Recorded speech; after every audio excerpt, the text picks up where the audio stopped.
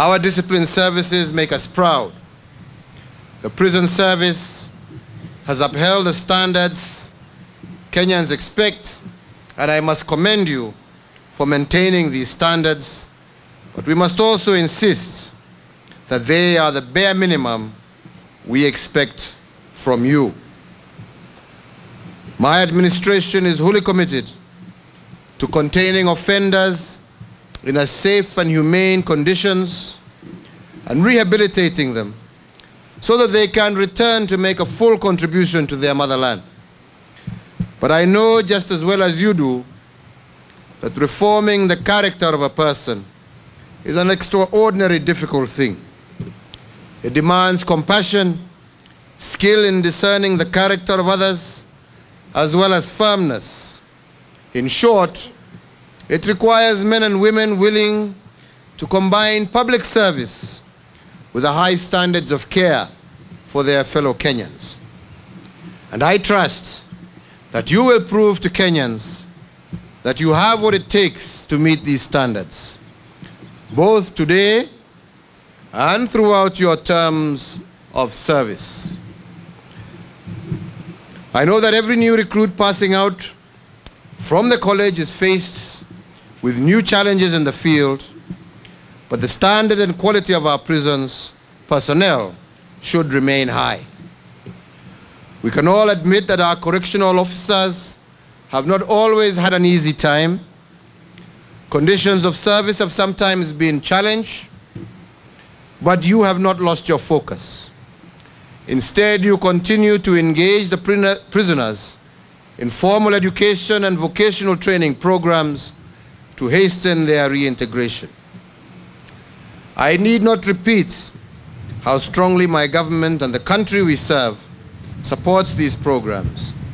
We Kenyans believe in giving our prisoners a second chance, and I call upon all agencies in the criminal justice system and the relevant partners to intensify collaboration with the Kenya Prison Service and to develop common approaches to the matter of penal reform so that these noble tendencies can find concrete expression.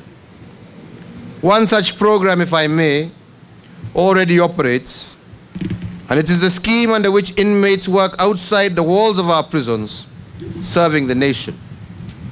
It seems to me that these programs should be encouraged, not simply to rehabilitate our inmates, but also to make certain that public works do not remain undone for lack of labor. Let me also make it clear that my government will aid the prison service in other ways. We will tailor the budget allocation to meet your changing operational and logistical requirements. We will establish a new prison to hold violent extremist offenders. The truth of the matter is that we cannot allow them to spread their poison to vulnerable Kenyans. We will also improve the terms and conditions of service for all prison personnel so that the importance of their work is properly recognized and compensated. While I reassert my unwavering support for the modernization of our prisons, I want to call on every Kenyan to walk this journey with us. Already some non-traditional partners are working on new ventures with the prison service. Let me commend the agencies and individuals who have supported our prisons and the rehabilitation of our inmates, not just by upgrading infrastructure, but also by training and capacity building. Their efforts have borne fruit, and just as importantly, they are proof that no Kenyan will be left behind. The good book tells us that visiting those in prison is one of the central works of mercy.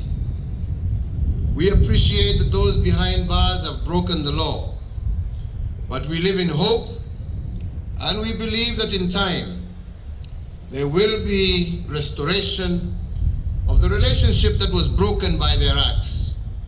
We believe in rehabilitation, and reconciliation, because we know that we are all one as Kenyans.